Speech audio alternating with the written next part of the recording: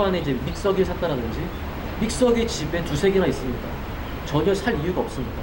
그리고 제 아들이 사망한 후에 집에 혼자 있었다 그러는데 집에 혼자 있던 건 저였습니다.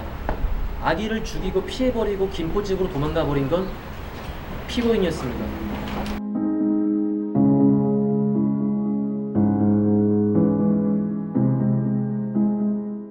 저는 졸피뎀 존재 자체를 몰랐던 사람입니다.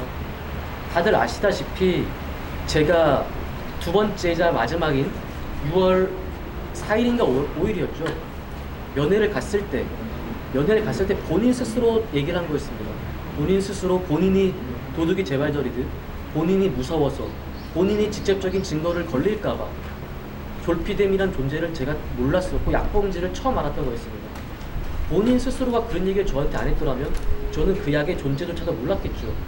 근데 막상 걸리고 나니까 이제 그게 전 남편 살인사건에 대해서 직접적인 증거가 되다 보니까 지금에서는 제 핑계를 돌리고 있는데 그전 1심 공판 때 이미 재판부에서도 모든 걸 받아들이지 않았었고 지금 와서 본인의 살궁을 찾는다고 배신이라고 하는 건 본인이 굉장히 어리석었다는 걸 스스로 증명하는 꼴이겠고요.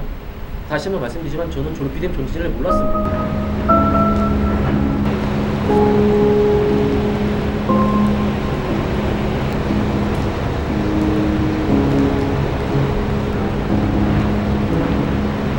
사건이 간접 증거에 의해서 혐의 입증하는 걸 의존할 수밖에 없게 된 건 결국에는 첫 번째로는 이제 청주 상당 경찰서 측에 이제 부실한 초동 수사가 있었고요. 변사 사건 처리에 있어서 좀 더 적극적이고 심도 깊은 그런 수사가 이루어지지 않았다는 점. 그리고 두 번째로는 그 피고인 측에서 증거 인멸을 했고 또 처음부터 계획적 의도된 범죄를 준비하면서 결국 그 결과로 이어졌고 그 후에도 결국 이런 경찰 측의 어떤 부실하고 아니한 수사에 더해져서 결국에는 뭐 의미 있는 증거들을 확보하는 것이 상당히 지연되고 또 확보하지 못한 부분도 있고요.